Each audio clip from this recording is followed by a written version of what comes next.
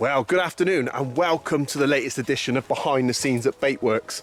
As you can see, I'm walking and recording at the same time, so it might be a bit wobbly, so apologies. But I've turned up today. It's fast approaching November. We're actually a couple of days away. And as you can see behind me, all the leaves are dropping. Got those lovely autumnal colours. Now, what I love about the seasons is you get that lovely autumnal damp leaf smell. It just sort of smells like it's big carp season, isn't it? I haven't done much fishing in the UK at all, so I thought I'd turn up, have a night at my disposal and fish a lake in the Cotswolds. But I haven't really even got settled in, and I've heard a big shout go up, and I know that Greg Taylor's fishing opposite me, and I believe, from what I can gather, it sounds like he's got a big carp in the net, well over 40 pounds. So, yep, man with a camera here, always doing the camera duties, so I'm going to walk round now, share his moment because it's a big old carp. And what a great way to kick off Behind the Scenes at Baitworks with a 40 pounder in the net. So next time you see the camera turned on, hopefully it'll be Greg hold a big old carp. Look at this. Happy with that? Mate, you've been here 5 minutes and your fishing partner's caught a 40 pounder. Not happy. Not happy? No.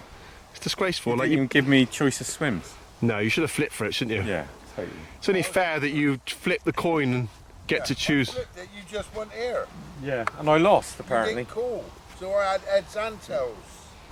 But, mate, Just on the 12 millers, that ain't bad, mate, is it? is it? First on the 12 millers, is it? So it was 20 pouches over the top of little balls. Mate, that's what we want. Yeah. How big? 41.10. Oh, mate, that's fantastic. Unbelievable, mate. Mate, behind the scenes Blown of away. Baitworks. Can I Blown borrow your away. balls? Absolutely blown away. I tell you what you are getting. You're getting a beautiful Golden. shimmer. Because the sun's on your I hair. already look like a Duracell with a black top and an orange top.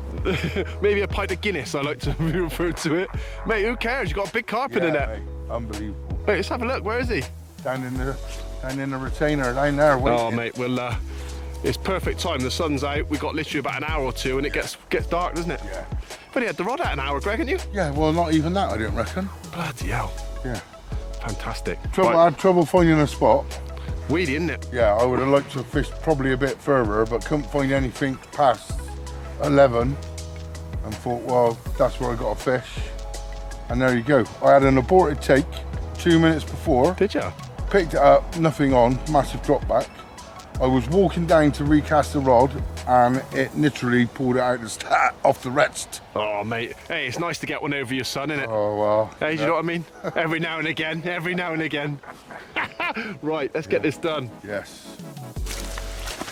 Oh, that one is shot on, Greg, isn't it? Yeah. Crikey, yeah. What you say, I think that. Big carp now. Ooh, those big scales. Huge scales, aren't they? Yeah. Yeah, you all good? Yeah. Mate, look at that. Let's get a bit of video quickly, mate, and I'll just rattle away some pics. Look at that. Go on. Yes.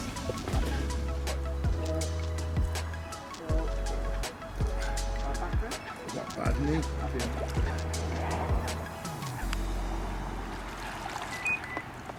Greg, behind the scenes, has uncovered something quite disturbing on Mark's bed chair. Any ideas? Well, some of us have socks and the other lot has warm pigs. Yeah. You've heard about the Conservatives and what they do with pigs' heads. I wouldn't like to say what he does with that. Well, maybe he can answer the question himself, because I'm really Yeah, concerned. I'm sure. Mike was wondering what you do with Percy on a night. I'm a bit concerned what this is about. My hot water bottle. Is it? Are you happy with that in your life? Of course I am. Yeah. Has this been a long-term mascot of yours? It originally was my dog's because he went very well. So Okay. it's now mine. Just a winter accessory? Yes. Yeah, I like it, mate. I Thanks like very it. much. It's like, yeah, suits you. Yeah, thanks. Keep you warm. Yeah. Nice. 100%. Well, the following day, I actually caught a lovely mirror. But enough of captures, because in true behind the scenes at Baitworks, it was time to get back to the factory and delve into a world of ingredients. Well, welcome to Baitworks HQ. It wouldn't be a behind the scenes at Baitworks unless we were in this environment. And once again, I am here because Mark should know I'm coming. I can see him over there mixing some Atlantic Heat base mix. Because on this episode, I want to delve into his mind and a little bit about ingredients and what we use at Baitworks that go in the bait at the optimum levels. Because I think it's really important, especially in a world of quality bait and understanding what goes in your bait, to get a bit of an insight, and there's no better man to do it than Mr. Bryant himself. So if I just come over here and clip one of these microphones onto you, mate, I can pick your brains about what we use and why we use it. There you go. There you go. Let's spin this round and hopefully it'll focus. Whee, there we are. Look at that, how's it looking? Mate, all good.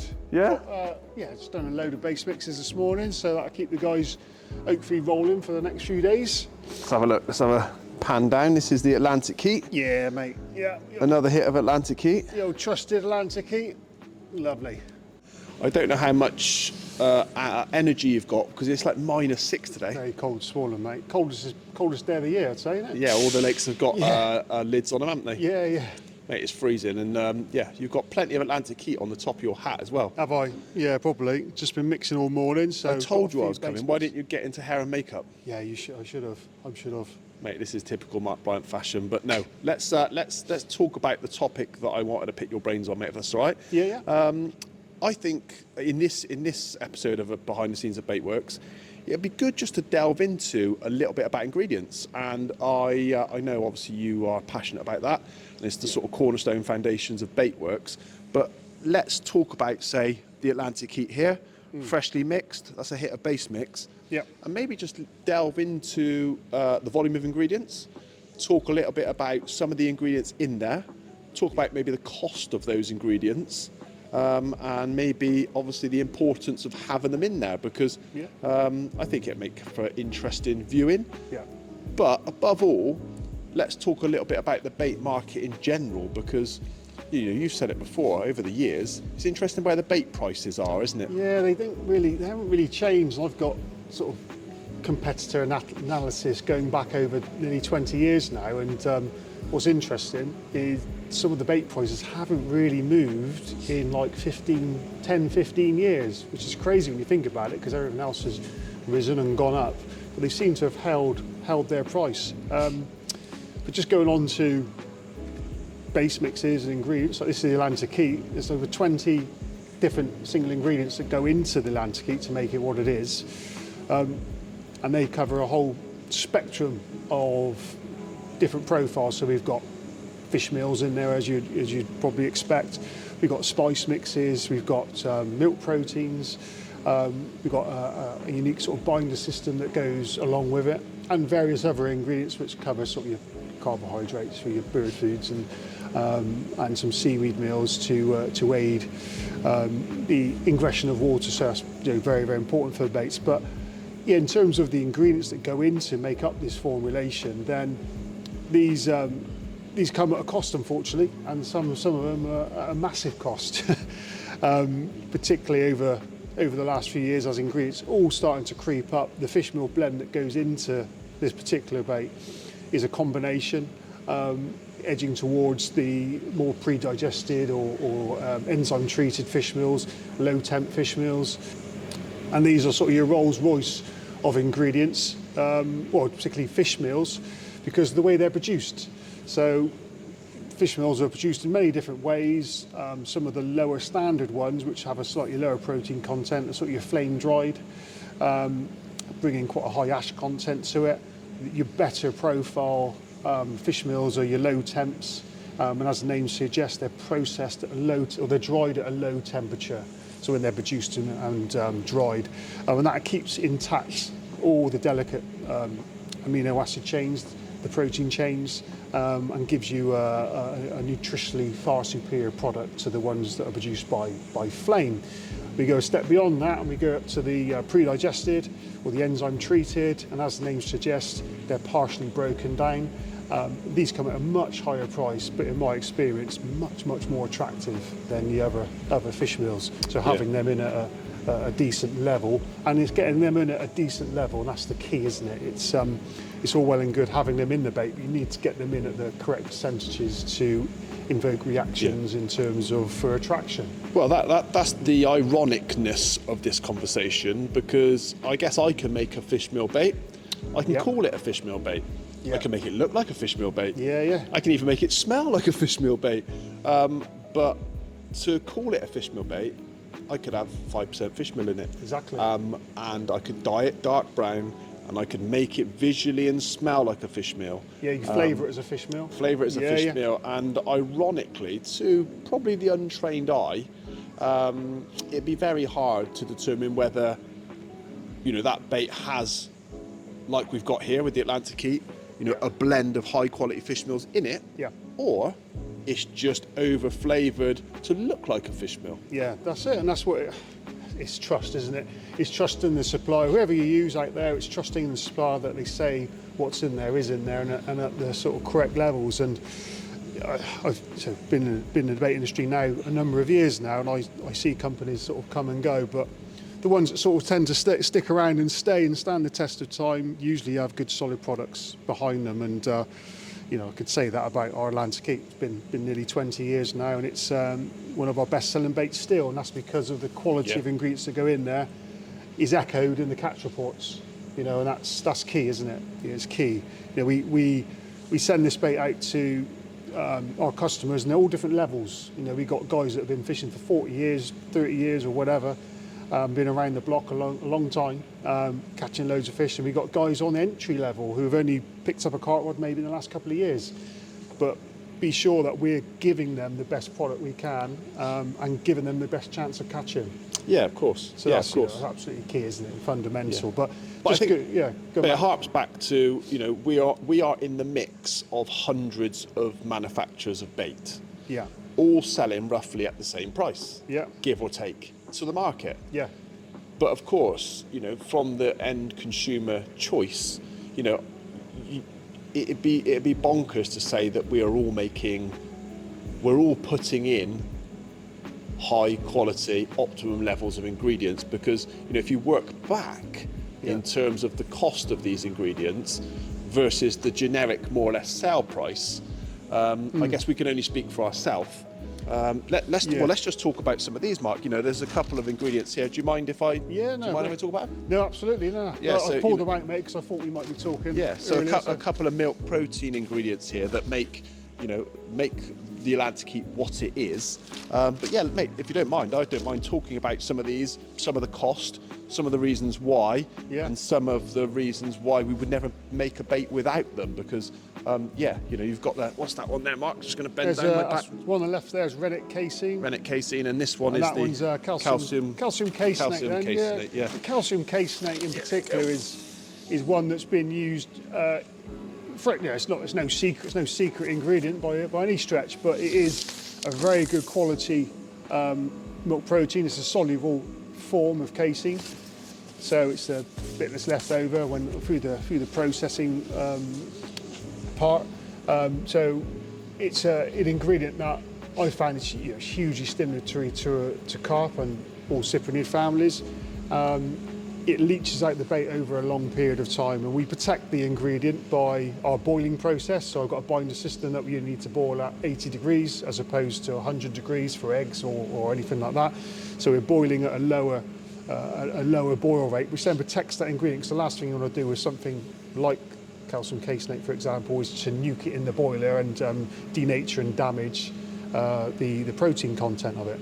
So we protect that by only having the outside of the bait is boiled at 80 degrees. That fuses my binder system together, and I don't use eggs. I use my own binder system that I developed a long time ago. But anyway, that's a different story. But the calcium caseinate is protected internally in the bait because that only gets inside the bait only gets to like sort of 40 degrees. Doesn't even go above 50, So but it's a vital part of the success of the baits. It is huge, because you're Yeah. protecting all the quality of the original ingredients. That's it, and your milks and that you don't want to overboil and denature.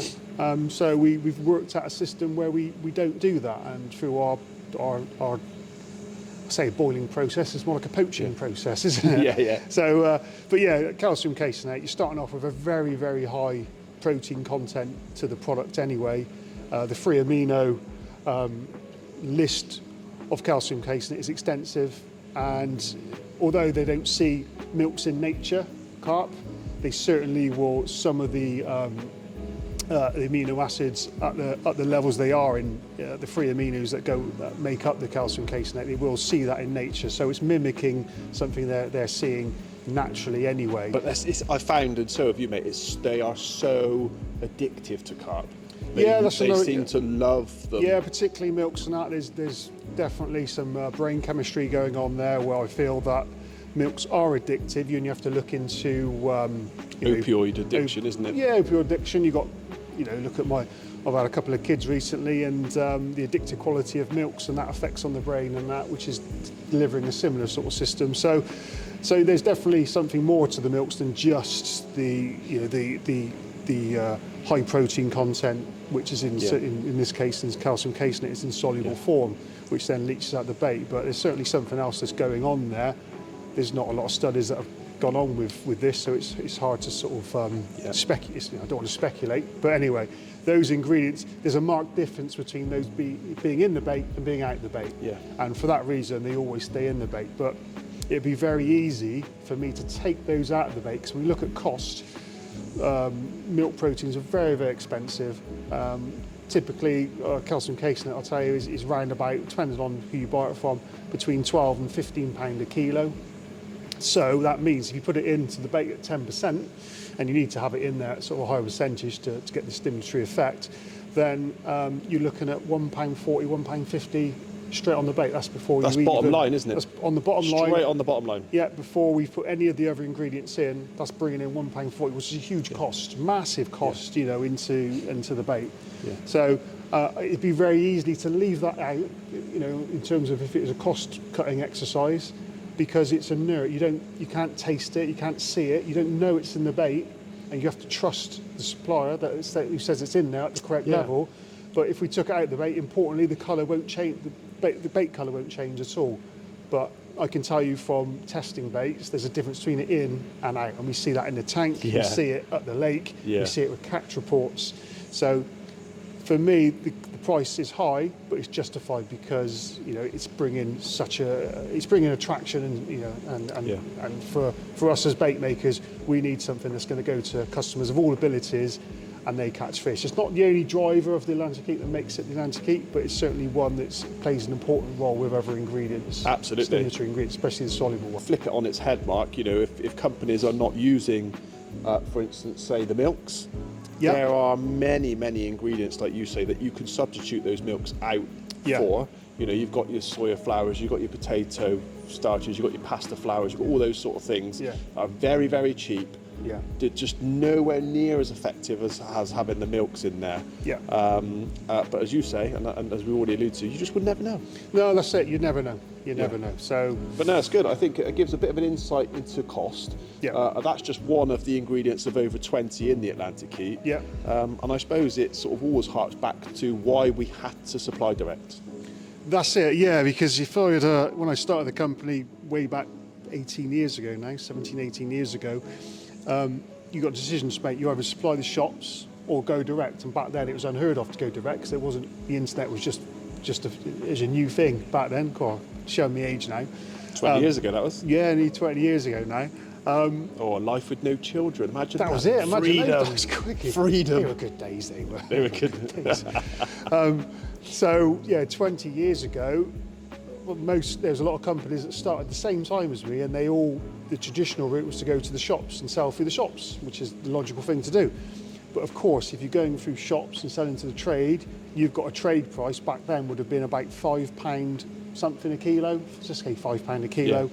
So then you've got to make your bait within a very small in cost. In cost, exactly.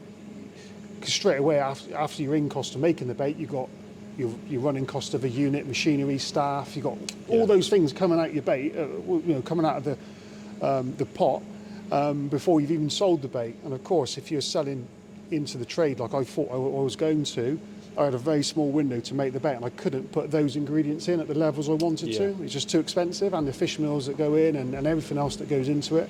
So I sold direct to customer back then, at a time when it was unheard of probably to sell direct. There's no company selling direct, to my knowledge. Direct to customer mail order was one of the first. But it meant that we could have the ingredients that we've talked about at the optimal levels, because we're not selling at £5 a kilo, we're selling now at 7, 8. So we've got a bigger margin to make money, and you could either maximise that by selling a cheap bait and maximising the profits and sell to the end user at a high price. But for me, it was all about having a quality product, a really good quality product that sees you through, and you build your company and your success on those cornerstone products. And sort of the Atlantic Heat and the other baits in the range have been that. And they stand the test of time. It's just as simple as that. Well, mate, I think a good acid test to sort of bring to life some of the soluble milks that we've just mentioned that go into Atlantic Heat base mix would be today at -6, because that's what it is. It's absolutely freezing. All the lakes have got a lid on them. Yep. Why don't we grab some of these and prove that actually if we can stimuli the carp in that tank at sort of minus, well, it's freezing, and get them to show any reaction to food when it's this cold, I think it just sort of backs up the demonstration of the importance of having those super soluble and real attractive ingredients in the bait, because at this time of year it's hard to get them to even flinch. They haven't done anything for ages. So although they're moving about, I'll tell you, we'll get some of that. We'll mix it into water, show you how soluble it is, and we'll put some in the tank and see what we get. Yeah, go on then. What is that one? It's a bit of calcium caseinate, the one we was talking about. Yeah. So if I mix this into here, get rid of that. Oh, bloody hell. We'll give that a good stir.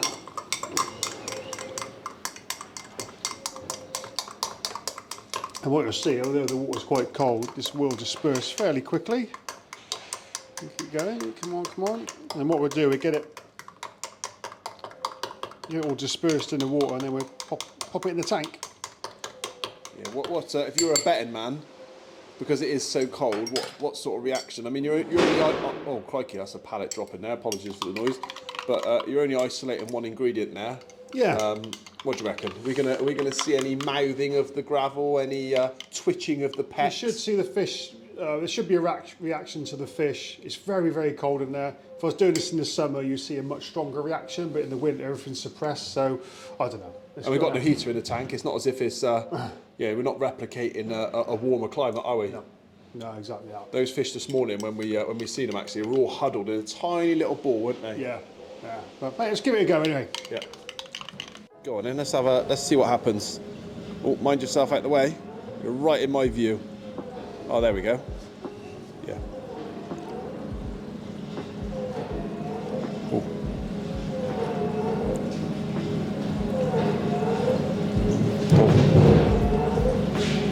There we go. Look, moving down the bottom. There we go. Lovely. They're sucking up the sediment already. That's it. Oh, and the one at the back. There you go. Look at that.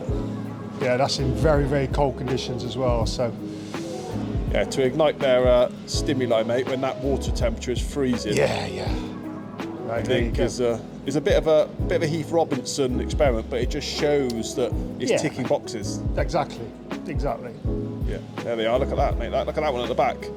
There's a rig down there. I think that would be a bite. Yeah. Yeah. I think that's as good a reaction as we see with anything at this temperature mark. Yeah, it's very, very cold in there. So to get them to react to anything is it has to be quite a strong stimuli. So yeah, good reaction. Happy with that. Yeah, and they quickly, with this sort of stuff, once they get frustrated and they know there's no actual substance there. Yeah. It almost like they. Well, it's quite a volatile tank. There's a lot of circulation going through here, so that food still gets dispersed very, very That's quickly. Another one, mate. They've all sort of changed their demeanour a little bit, aren't they? They're sort of they're active. What was that? And went straight down on the sediment, had a little rummage about, and it's such a small volume, especially watering it down like we have done. It disperses pretty quick, and I mean the volume of solubility there is mega, isn't it? So but yeah, those carp have definitely showed an interest. So yeah, it's good. Freezing cold conditions.